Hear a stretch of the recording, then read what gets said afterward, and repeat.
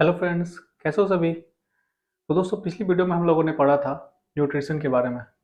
और आज हम लोग पढ़ने वाले हैं। आज का टॉपिक है हमारा प्लांट हार्मोन के बारे में।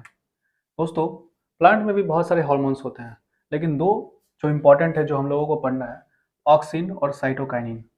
ऑक्सिन हार्मोन क्या होता है दोस्तों? पेड़ के वृद्धि एवं विकास में सहायक होता है। जैसे कि हम लोगों के शरीर में प्रोटीन सहायक होता है हम लोगों के वृद्धि विकास में, उसी तरीके से पौधों में ऑक्सिन वृद्धि विकास में सहायक होता है। पौधा के ऊपरी भाग की छोटी जो पत्तियां होती हैं, उसमें ये मौजूद होता है। दोस्तों, आप लोग देखे होंगे कि जो छोटे पौधे होते हैं, उसके जो ऊपर होते हैं ना, छोटे छोटे मुलायम पत्ते होते हैं। तो ऑक्सीजन की मात्रा सबसे ज़्यादा उसमें होती है। अगर उसको आप तोड़ लेते हो तो पता है वो पेड़ का जो ग्रोथ है वो बहुत धीरे हो जाता है, या समझ लो कि रुक जाता है। दूसरा जो प्लांट हार्मोन है वो है साइटोकाइनिन। साइटोकाइनिन जो हार्मोन है वो प्रकाश संश्लेषण की दर को नियंत्रित करता है। इसमें वृद्धि विकास से कोई मतलब नहीं है इसको। ये क्या करता है, प्रकाश संश्लेषण की दर को नियंत्रित करता है। इसमें अगर ये किसी प्लांट में अगर साइटोकाइनिन की हार्मोन ज़्यादा है तो उसमें प्रकाश संश्लेषण ज़्यादा होगा। अगर साइटोकाइनिन ही कम है तो उसमें प्रकाश संश्लेषण कम होगा दोस्तों। एक और बात है, दुनिया में सबसे तेजी से वृद्धि करने वाला पौधा बांस है। और बांस कोई पौधा नहीं है, बांस एक घास है। बांस को हम लोगों को बांस को हम लोग घास के श्रेणी में रखे हैं हम लोग। इसमें ऑक्सीजन की मात्रा सबसे ज़्यादा होती है, सर्वाधिक ऑक्सीजन की मात्रा होती है। आप देखते हो कि बांस का जो पौधा होता है ना, बहुत जल्दी बढ़ जाता है। कारण क्या है? कारण है उसमें ऑक्सीजन की मात्रा सबसे ज़्यादा होती है।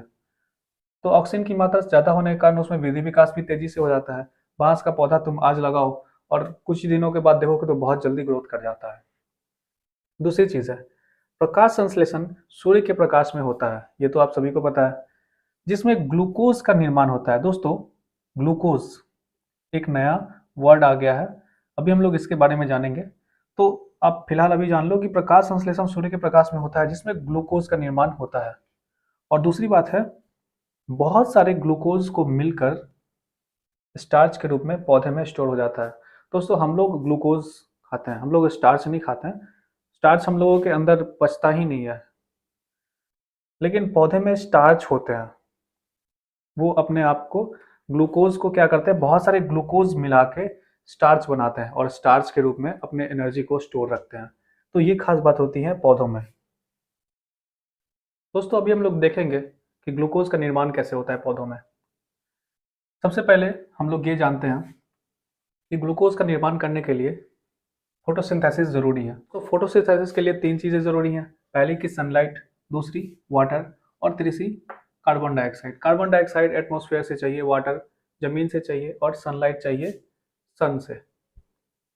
दोस्तों, ये तीन चीज आप जो देख रहे हो, सनलाइट, वाटर और CO2, दोस्तों फिलहाल इसको भूल जाते हैं। फिलहाल आपने कभी खाना जरूर बनाया होगा, तो आपको खाना बनाने के लिए कुछ चीज़ों की आवश्यकता होती है।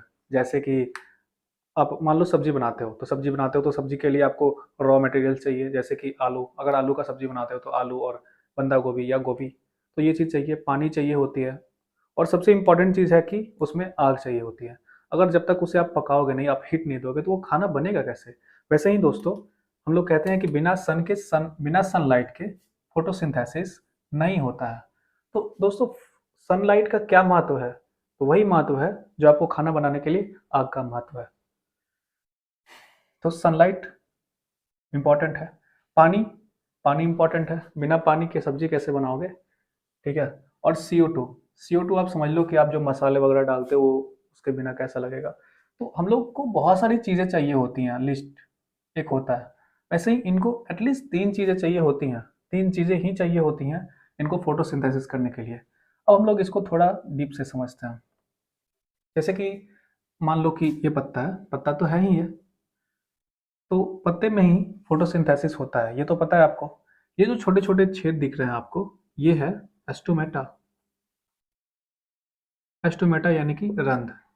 एस्टोमेटा का बहुत ही इंपॉर्टेंट काम होता है। जैसे कि एटमॉस्फेयर से जो ये लोग CO2 लेते हैं, तो वो एस्टोमेटा के माध्यम से ही अंदर लेते हैं, और एस्टोमेटा के माध्यम से ही, यानी रंध्र के माध्यम से ही ये ऑक्सीजन को रिलीज करते हैं। जैसे कि ये समझ लो कि ये सांस ले रहे हैं, पौधे सांस ले रहे हैं। किसके माध्यम से? पत्तियों के माध्यम से। हम लोग सांस लेते हैं कैसे? हम लोग ऑक्सीजन लेते हैं और CO2 रिलीज करते हैं। उसी तरीके से ये बिल्कुल अपोजिट काम करते हैं, हम लोग के बिल्कुल अपोजिट। हम लोग CO2 छोड़ते हैं, ये लोग CO2 लेते हैं। हम लोग ऑक्सीजन लेते हैं, ये ऑक्सीजन छोड़ते हैं। तो ये जो ऑक्सीजन छोड़ना और CO2 लेना, इसी को ही वाष्पोत्सर्जन कहते हैं। वाष्पोत्सर्जन, इंग्लिश में इसको कहते हैं ट्रांसपिरेशन। और ट्रांसपिरेशन को मापने के लिए हम लोग फोटोमीटर का इस्तेमाल करते हैं।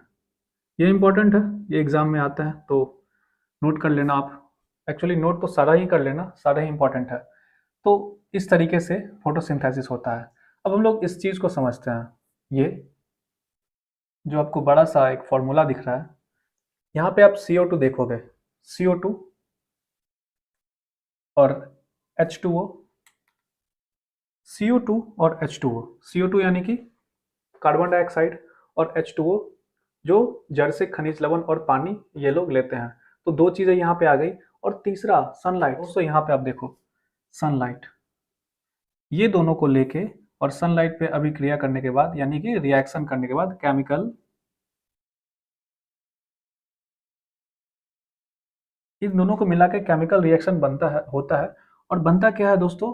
बनता है C6H12O6, यानी कि ग्लूकोज। पौधे प्रकाश संश्लेषण करके ग्लूकोज का निर्माण करते हैं। और उसके साथ भी देखो क्या करते हैं, पानी यानी H2O, वाटर का रिलीज, और O2 यानी कि ऑक्सीजन। वाटर और ऑक्सीजन क्या करते हैं? रिलीज करते हैं। तो ये बातें आपको समझ में आ गई होंगी कि पौधे ग्लूकोज का निर्माण कैसे करते हैं। पौधे ग्लूकोज का निर्माण फोटोसिंथेसिस के द्वारा ही करते हैं। फोटोसिंथेसिस के द्वारा ग्लूकोज का निर्माण करते हैं। और दूसरी बात, ग्लूकोज वो रखते नहीं हैं। ग्लूकोज, बहुत सारे ग्लूकोज को मिला के वो क्या करते हैं, एक स्टार्च का रूप देते हैं और उसे स्टोर कर लेते हैं। और मान लो कि एक दो दिन धूप नहीं खिला, तो ऐसा थोड़ी ना है कि पौधे मुरझा जाते हैं, कभी नहीं मुरझाते हैं। दो चार दिन अगर धूप ना खिले तो वो क्या करते हैं, वो अपना जो स्टोर किए होते हैं ना स्टार्च, उसी स्टार्च को धीरे धीरे वो यूज करते हैं। आप समझ गए? और मान लो अगर आपने किसी पत्ती को किसी पौधे से तोड़ लिया, तो आप देखोगे कि धीरे धीरे वो मुरझाना शुरू हो जाता है। यानी कि उसमें भी स्टार्च होते हैं। अचानक से ऐसा नहीं कि तोड़ लिया और मुरझा गया, नहीं, उसमें भी दो चार घंटों का समय लगता है। हल्का हल्का हल्का हल्का आप देखो कि वो मुरझाने लगता है। स्टार्च उसमें भी होता है। और धीरे धीरे स्टार्च खत्म होने के बाद वो पूरा मुरझा जाता है और सूख जाता है। तो दोस्तों ये था ग्लूकोज के निर्माण की प्रक्रिया। आई होप कि आपको ये समझ में आया होगा। दोस्तों अब आता है न्यूट्रिएंट्स। न्यूट्रिएंट्स का मतलब होता है पोषक तत्व। पोषक तत्व क्या होता है दोस्तों? जो भी कुछ हम लोग खाते हैं और उससे हम लोगों को ऊर्जा मिलती है, हमारे शरीर को ऊर्जा मिलती है, वो है पोषक तत्व। पोषक तत्व में क्या क्या चीज़ आ जाते हैं? वो सारी चीज़ें जो भी हम लोग खाते हैं, दाल चावल रोटी अनाज, पिज्ज़ा बर्गर, ये सारी चीज़ें जो भी कुछ हम लोग खाते हैं, सारे के सारे पोषक तत्व न्यूट्रिएंट्स में आते हैं। अब आता है दोस्तों कि न्यूट्रिएंट्स, न्यूट्रिएंट्स का काम क्या है, न्यूट्रिएंट्स का इंपॉर्टेंस क्या है? शरीर को ऊर्जा प्रदान करना, सही बात है। जैसे ही हम लोग खाना खाते हैं, जैसे ही हम लोग भोजन खाते हैं, हमारे शरीर को ऊर्जा मिलती है, जिससे हम लोग चलते फिरते हैं, बातचीत करते हैं, है ना, खेलते हैं, दौड़ते हैं। वृद्धि एवं विकास करना। वृद्धि एवं विकास का मतलब होता है दोस्तों, हम लोग छोटे होते हैं, छोटे से बड़े हो जाते हैं। वृद्धि, हम लोगों के शरीर में वृद्धि होती है, हमारे नाखून बढ़ जाते हैं, हमारे बाल बढ़ जाते हैं, हम लोगों का हाइट बढ़ जाता है, हम लोगों का शरीर का विकास होता है। तो वो सब किसकी वजह से? न्यूट्रिएंट्स की वजह से। हम लोग खाना ही नहीं खाएंगे तो हमारे ना शरीर का विकास होगा, ना ही हमारी बुद्धि का विकास होगा। न्यूट्रिएंट्स को दो भागों में बांट दिया गया है। पहला, कार्य और उपयोगिता के आधार पर, किस तरीके से कार्य होता है, और उसके उपयोगिता के आधार पर, मतलब इंपॉर्टेंस के आधार पर। पहला है दोस्तों ऊर्जा। न्यूट्रिएंट्स से हम लोगों को ऊर्जा मिलती है, जो हम लोग खाते हैं, अभी हम लोगों ने पढ़ा, जो भी हम लोग खाते हैं उससे हम लोगों को ऊर्जा मिलती है। वृद्धि एवं विकास, ग्रोथ एंड डेवलपमेंट, पोषक तत्वों से हम लोगों के शरीर वृद्धि एवं विकास होता है, शरीर बड़ा होता है, बढ़ता है, हम लोग छोटे से बड़े हो जाते हैं, हाइट में ग्रोथ होता है। उपापचयी नियंत्रक, मेटाबॉलिज्म रेगुलेटर, हम लोगों के शरीर में ना हर एक सेकंड, हर एक मिनट, हर एक सेकंड केमिकल रिएक्शन होते रहता है। और उस रिएक्शन का कारण न्यूट्रिएंट्स, न्यूट्रिएंट्स अगर होगा तभी रिएक्शन होगा। हम लोग जो खाना खाते हैं तो हम लोग के शरीर में जाके पचता है, पच पचने के क्रम में बहुत सारी क्रियाएँ होती हैं, बहुत सारी केमिकल रिएक्शंस होते हैं। हम लोगों के शरीर में अलग-अलग तरह के ग्रंथियाँ हैं, अलग-अलग एंजाइम छोड़ते हैं, उसके अलग-अलग एंजाइम रिलीज़ करते हैं, उसके वजह से हम लोगों का शरीर में मेटाबॉलिज़्म रेगुलेट होता है। दूसरा लास्ट है जेनेटिक कैरियर, इसके बारे में हम लोग पढ़ेंगे। अब है रासायनिक संगठन के आधार पे। तो दोस्तों इसके इतने सारे पार्ट्स हैं। अब हम लोग एक-एक करके सबके बारे में पढ़ेंगे कि ऊर्जा, हम लोगों को कौन-कौन से फूड खाने में ऊर्जा मिलती है, हम लोगों को कौन-कौन से फूड खाने में वृद्धि विकास होता है। जैसे दोस्तों खाने में बहुत सारी चीज़ें होती हैं और उसमें क्या हम लोगों को मिलता है वो सारी चीज़ें हम लोग पढ़ेंगे। जैसे कि protein, carbohydrate, fat, minerals, vitamins, ये सारी चीज़ें होती हैं। तो इन सभी के बारे में हम लोग पढ़ेंगे कि ऊर्जा किससे मिलता है, ग्रोथ एंड डेवलपमेंट किससे होता है। जैसे कि ऊर्जा हम लोगों को कार्बोहाइड्रेट और फैट से मिलता है और ग्रोथ एंड डेवलपमेंट हम लोगों को प्रोटीन से मिलता है। उपापचय नियंत्रक, इससे हम लोगों को विटामिन्स लेते हैं हम लोग, उससे हम लोगों को मेटाबॉलिज्म रेगुलेट होता है। जेनेटिक कैरियर के बारे में हम लोग पढ़ेंगे। उसके बाद रासायनिक संगठन के आधार पर जो भी क्रियाएं होती हैं वो सारे हम लोग पढ़ेंगे एक एक करके। समझ गए? चलिए जानते हैं ऊर्जा के बारे में। दोस्तों हमें ऊर्जा कैसे मिलती है, हमें ऊर्जा कहाँ से मिलती है। हम लोग जो बात करते हैं, हम लोग जो चलते हैं फिरते हैं, हम लोग दौड़ते हैं, स्पोर्ट्स खेलते हैं, हम लोग क्रिकेट खेलते हैं, कुछ भी करते हैं, तो हम लोगों के शरीर में ऊर्जा की आवश्यकता होती है। हमारे शरीर में ऊर्जा मिलती कहाँ से है? देखिए दोस्तों, मुख्यतः दो पोषक तत्व ऐसे हैं जिससे शरीर को ऊर्जा प्रदान करते हैं। कौन कौन से हैं? पहला तो है कार्बोहाइड्रेट और दूसरा फैट। चलिए अब इसके बारे में थोड़ा बहुत जान लेते हैं। कार्बोहाइड्रेट क्या होता है? कार्बोहाइड्रेट हम लोगों को फूड से मिलता है। कौन कौन से फूड से मिलता है इसके बारे में जानेंगे। पहले यहाँ पे देख लेते हैं। कार्बोहाइड्रेट का जो सिंपलेस्ट फॉर्म होता है वो है ग्लूकोज। दोस्तों हम लोग कुछ भी खाते हैं, जैसे कोई फ्रूट्स हो गया या फिर कुछ भी खाते हैं, तो हम लोग सबसे पहले क्या करते हैं, अपने दांतों से उसको छोटे छोटे छोटे छोटे टुकड़े करते हैं। टुकड़े करने के बाद हम लोग उससे क्या करते हैं, निगल जाते हैं। दोस्तों मान लेते हैं कि ये कोई सेव है और इसे अगर हम लोग खाते हैं तो इससे हम लोग क्या करते हैं, छोटे छोटे टुकड़ों में तोड़ देते हैं। तोड़ने के बाद जब हम लोग इसे निगल जाते हैं तो निगलने के बाद क्या होता है कि हमारे पेट में जाता है और हमारे पेट में हाइड्रोक्लोरिक एसिड पाया जाता है। हाइड्रोक्लोरिक एसिड उसे मिलने के बाद ये और टूट जाता है, मतलब हम लोगों के पेट में जाने के बाद ये और टूट जाता है और बिल्कुल इतना छोटा छोटा हो जाता है और तब तक टूटता है जब तक वो अधिक और ना टूट सके। तो टूटते टूटते क्या होता है ना, लास्ट में पहुंचता है ग्लूकोज। ग्लूकोज एक ऐसा है कि इसके नीचे अब ये टूट ही नहीं सकता है। तो उसके बाद क्या होता है कि जब जैसे ही ग्लूकोज होता है, ग्लूकोज में टूटता है, उसके बाद हम लोगों के शरीर में ये एनर्जी प्रदान करता है। दूसरी बात यह है दोस्तों कि कार्बोहाइड्रेट है ना, हमें इंस्टेंट एनर्जी देता है। इंस्टेंट एनर्जी, इंस्टेंट एनर्जी यहाँ पे क्यों यूज किया गया है? देखिए दोस्तों, कार्बोहाइड्रेट एक ऐसा पदार्थ है जो हम लोगों के शरीर में इंस्टेंट एनर्जी देता है, क्योंकि ये पहले से ही बहुत ज्यादा टूट जाता है ना, जिससे कि हमारे शरीर में पचने में आसानी हो। आप देखते हो कि रेडबुल का जो प्रचार आता है, ऐड आता है टीवी में, मॉन्स्टर एनर्जी, जितने भी टाइप के जो ड्रिंक्स होते हैं, एनर्जी ड्रिंक्स होते हैं, उसमें ना ग्लूकोज होता है। कार्बोहाइड्रेट का सिंपलेस्ट फॉर्म होता है। ग्लूकोज क्या होता है कि हमारे शरीर में ना तुरंत घुल जाता है और जैसे ही तुरंत घुलता है उसके बाद क्या होता है, हमें एनर्जी मिलता है। यानी कि बहुत ही कम समय में ग्लूकोज हमारे शरीर में क्या हो जाता है, फैल जाता है और हमें एनर्जी देता है। आगे बढ़ते हैं दोस्तों। 1 ग्राम कार्बोहाइड्रेट में क्या होता है, 4.3 कैलोरी। अगर हम लोग 1 ग्राम कार्बोहाइड्रेट खाते हैं तो हम लोगों को 4.3 कैलोरी मिलता है। कैलोरी क्या है दोस्तों? कैलोरी एनर्जी का एक रूप है, एनर्जी से ऐसा यूनिट होता है। एनर्जी को हम लोग, एक जूल भी होता है। तो जूल क्या होता है, हम लोग जो भी कुछ खाते हैं तो हम लोग जो भी कुछ खाते हैं, हमारे शरीर में जो भी एनर्जी मिलता है उसको हम लोग कैलोरी से मापते हैं, जूल से नहीं मापते। ठीक है। Use for a sports person, sports player, मैंने आपको बता ही दिया।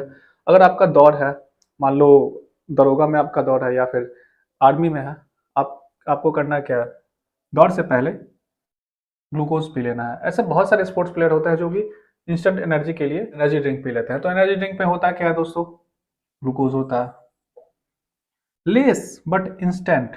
दोस्तों यहाँ पे एक वर्ड आ रहा है लेस, है ना। लेस यानी कि किससे लेस, लेस यानी कि फैट से लेस। आपको मैंने बताया कि 1 ग्राम अगर आप कार्बोहाइड्रेट खाते हो तो आपको 4.3 कैलोरी मिलता है, लेकिन अगर आप 1 ग्राम फैट खाते हो तो आपको 9.3 कैलोरी मिलता है। दोस्तों कार्बोहाइड्रेट के बाद मैं आपको फैट के बारे में ही बताने वाला हूँ, ठीक है। इस दोनों के बारे में डिफरेंस भी देखेंगे कि दोनों में अंतर क्या होता है ना। Gives 50 to 70% energy in our body. हमारे शरीर में 50 से 70% एनर्जी किसके कारण से मिलता है, ग्लूकोज के कारण से मिलता है, कार्बोहाइड्रेट के कारण से मिलता है। 1 ग्राम कार्बोहाइड्रेट हम लोग खाते हैं तो 4.3 कैलोरी मिलता है। दोस्तों इसे लिख लो, याद कर लेना, इंपॉर्टेंट है। दोस्तों अभी हम लोग पढ़ेंगे फैट के बारे में। फैट फैट जब हम लोग खाते हैं तो फैट टूटता है टूटता है टूटता है, लास्ट में क्या बनता है, फैटी एसिड। वही अगर हम लोग कार्बोहाइड्रेट खाते हैं तो कार्बोहाइड्रेट खाने के बाद टूटता है टूटता है टूटता है, लास्ट में हम लोगों के शरीर में जाके क्या बनता है, ग्लूकोज। 1 ग्राम उसमें 9.3 कैलोरी मिलती है हम लोगों को, ठीक है। देखिए दोस्तों अगर हम लोग वही कार्बोहाइड्रेट खाते हैं तो 4.3 कैलोरी मिलती है। कहाँ 4.3, कहाँ 9.3, लेकिन दोस्तों दोनों में अंतर है। क्या अंतर है, अगर हम लोग कार्बोहाइड्रेट खाते हैं तो 4.3 कैलोरी मिलती है, और अगर हम लोग फैट खाते हैं, 1 ग्राम फैट खाते हैं तो हम लोगों को मिलती है 9.3 कैलोरी। दोनों में अंतर क्या है दोस्तों, कि हम लोग कार्बोहाइड्रेट खाते हैं तो इसमें इंस्टेंट एनर्जी मिलती है, खाओ और तुरंत एनर्जी लेके जाओ, खाओ एनर्जी लेके जाओ, लेकिन इसमें नहीं। इसमें क्या है कि 1 ग्राम अगर आप खाते हो तो इसमें इंस्टेंट एनर्जी नहीं मिलती है। क्या होता है, ये काम कब आता है दोस्तों, काम ये कब आता है, जब आप किसी दिन ना फास्टिंग पे हो, उस दिन आपके शरीर में जो फैट है ना धीरे धीरे आपको एनर्जी देगी, ठीक है। तो फास्टिंग के समय एनर्जी आपको कौन देता है, फैट देता है, और इंस्टेंट एनर्जी कौन देता है, कार्बोहाइड्रेट देता है। ये एग्जाम में आता है क्वेश्चन कि अगर आप फास्टिंग किए हो तो आपको एनर्जी किससे मिलेगी, फास्टिंग किए हो तो आप खाओगे नहीं, जब खाओगे नहीं तो कार्बोहाइड्रेट आपको मिलेगा नहीं, कार्बोहाइड्रेट मिलेगा नहीं तो एनर्जी नहीं मिलेगा। इसलिए दोस्तों फास्टिंग के समय कौन एनर्जी हम लोगों को देता है, हम लोगों को एनर्जी देता है फैट। तो फैट का मतलब आप समझ गए। दूसरा, more energy but not instant. अभी मैंने आपको बताया एनर्जी ज्यादा तो है लेकिन इंस्टेंट नहीं है। 20 to 30% इन आवर बॉडी। हम लोग फैट खाते हैं तो हम लोगों को एनर्जी कितना मिलता है, इससे 20 से 30%। वहीं अगर हम लोग कार्बोहाइड्रेट खाते हैं तो हम लोगों को मिलता है 50 से 70%, है ना। इसकी कमी से क्या होता है दोस्तों, देखो जिसके शरीर में ना फैट नहीं होता है ना, पता है क्या होता है, उसका शरीर बिल्कुल रूखा रूखा होता है, और फैट है ही नहीं तो उस पर मोटापा चढ़ेगा नहीं, बिल्कुल पतला दुबला दिखेगा वो, है ना। रूखा, वजन कम, है ना, स्किन रूखा रहता है, वजन कम रहता है। वही जिसपे फैट है वो ऑयली स्किन रहेगा और बिल्कुल मोटा तगड़ा रहेगा, बिल्कुल इस तरीके से। तो ऐसे होता है ना दोस्तों। अभी आता है ग्रोथ एंड डेवलपमेंट, यानी कि वृद्धि और विकास। क्या हम लोग फैट खाने से हमारे शरीर में वृद्धि विकास होता है, बिल्कुल नहीं। कार्बोहाइड्रेट खाने से हमारे शरीर में वृद्धि विकास होता है, बिल्कुल नहीं दोस्तों। फैट खाने से नहीं होता है, कार्बोहाइड्रेट खाने से नहीं होता है, तो क्या क्या खाएं जिससे कि हमारा शरीर वृद्धि विकास होता है, तो दोस्तों वो है प्रोटीन। दोस्तों हम लोग प्रोटीन खाते हैं ना तो हम लोगों का शरीर बढ़ता है, वृद्धि विकास होता है। इन सभी से तो हम लोगों को बस एनर्जी मिलता है। अगर हम लोग ये ना खाए ना तो हम लोगों का शरीर बढ़े ही नहीं। तो हमारे शरीर में ग्रोथ एंड डेवलपमेंट यानी कि वृद्धि और विकास किसके वजह से होता है, प्रोटीन की वजह से होता है। दोस्तों प्रोटीन जब हम लोग खाते हैं तो प्रोटीन हम लोगों के शरीर में क्या है, टूटता है टूटता है टूटता है टूटता है, और लास्ट में जाके क्या बनता है, एमिनो एसिड। दोस्तों अगर आप कोई जिम वगैरह करते होगे या फिर अगर नहीं भी करते होगे तो मैं आपको बताता हूँ कि एमिनो एसिड ना एक सप्लीमेंट होता है। अमीनो एसिड क्या है, देखो अगर मान लो कि आपको फल खाना है, आप बिल्कुल इस तरीके से समझो कि आपको एक सेव खाना है या फिर आपको नाशपाती खाना है या कुछ भी खाना है, तो पहले क्या करोगे, आप उसको मुंह से खाओगे, पहले उसको काटोगे, काटने के बाद उसको चबाओगे, चबाने के बाद उसको क्या करोगे, छोटे छोटे छोटे छोटे टुकड़ों में आप उसको तोड़ोगे। मान लो सेव को आपने ना इस तरीके से तोड़ लिया, उसके बाद क्या करोगे आप? आपको उसके बाद क्या करोगे, आप इसे निगल जाओगे, यानी कि आप एक सेव खाते हो, उसको तोड़ने में, चबाने में, निगलने में आपको ना समय लगेगा। उसके बाद ये हम लोगों के पेट में जब जाता है, तो पेट में जाने के बाद हम लोगों का पेट क्या करता है, उसको तोड़ना शुरू करता है। तोड़ना शुरू करता है, तोड़ते तोड़ते तोड़ते तोड़ते लास्ट में उसको अमीनो एसिड में लेके आता है। तो क्या चबाने से लेके पेट में जाके टूटने तक कुछ तो समय लगा होगा ना। तो दोस्तों, अगर हम डायरेक्ट आपको अमीनो एसिड ही दे दें तो आपका जो इतने दूर का जो समय है ये तो बच जाएगा ना। तो यही चीज होता है, प्रोटीन का जो सिंपलेस्ट फॉर्म होता है ना अमीनो एसिड, वो अमीनो एसिड मार्केट में अवेलेबल होता है। और जब हम लोग इसे खाते हैं तो हम लोगों को इंस्टेंट क्या होता है, ग्रोथ एंड डेवलपमेंट होता है। तो आप लोग देखोगे कि जिम वाले जो लड़के होते हैं ना, जिम वाले जो लोग होते हैं ना, वो अमीनो एसिड खाते हैं, एक सप्लीमेंट होता है। ठीक उसी तरीके से कार्बोहाइड्रेट और फैट के साथ भी होता है। ठीक है, कार्बोहाइड्रेट को अब चबाओगे तो वही इतना दूर का जो समय है ना, गैप, ये खत्म हो जाता है और डायरेक्ट आपको इंस्टेंट एनर्जी मिलती है। ये चीज होता है। चलिए इसकी थोड़ी सी विशेषता देख लेते हैं, क्या फायदा है इससे। वृद्धि विकास में सहायक, ये तो पता ही है, वृद्धि विकास में सहायक होता है। इसके कमी से क्या होता है, क्वासी योरकर और मेडिस्मस, दो डिजीज हैं ऐसे, है ना, जिसके इसके वजह से होता है, क्वासी योरकर और मेडिस्मस।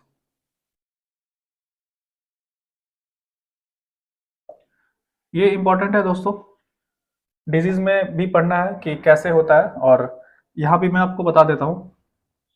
दोस्तों एक और चीज है कि 20 एमिनो एसिड मिलके ना एक प्रोटीन बनता है। 20 ऐसे एमिनो एसिड है, वो जो आपस में मिलते हैं जाके तो एक प्रोटीन बनता है। तो सोचो प्रोटीन को टूटते टूटते टूटते लास्ट में एमिनो एसिड कितना ज्यादा टूटता होगा, तब जाके ये एमिनो एसिड बनता होगा, है ना। आइए देखते हैं इसके टूटने की प्रक्रिया को क्या कहते हैं, कैसे टूटता है ये, समझते हैं इसको। दोस्तों जब हम लोग प्रोटीन खाते हैं, प्रोटीन प्रोटीन में जैसे हो गया कि सबसे ज्यादा प्रोटीन पाया जाता है सोयाबीन में।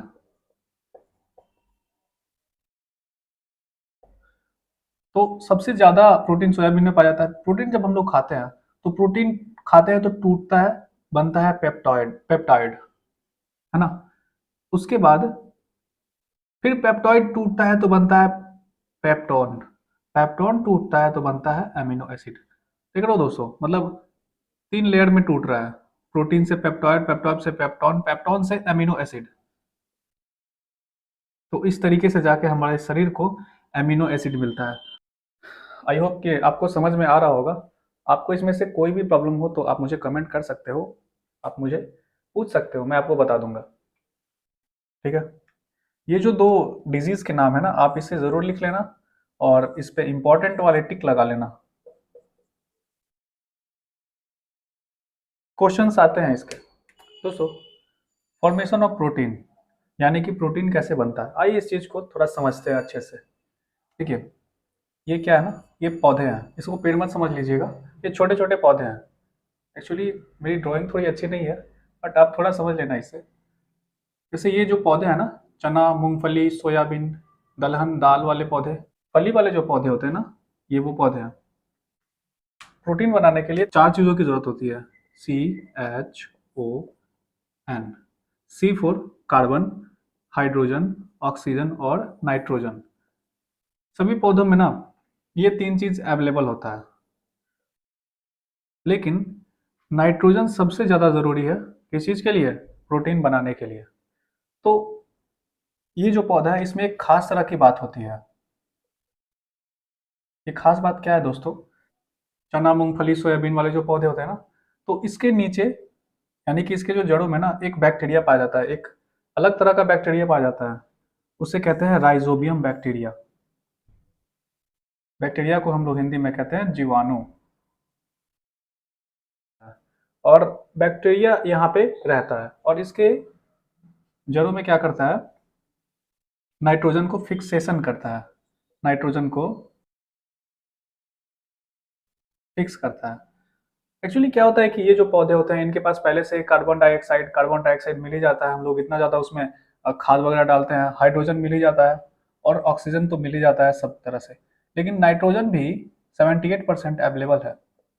लेकिन ये नाइट्रोजन को ले नहीं पाते हैं। तो ये जो राइजोबियम बैक्टीरिया है ना, ये राइजोबियम बैक्टीरिया नाइट्रोजन को नाइट्रेट के रूप में क्या करता है, इस पौधे को देता है। तो ये कहता है कि मुझे नाइट्रोजन नहीं चाहिए, नाइट्रेट ले आओ। तो उसको नाइट्रेट कौन दे देता है, राइजोबियम बैक्टीरिया।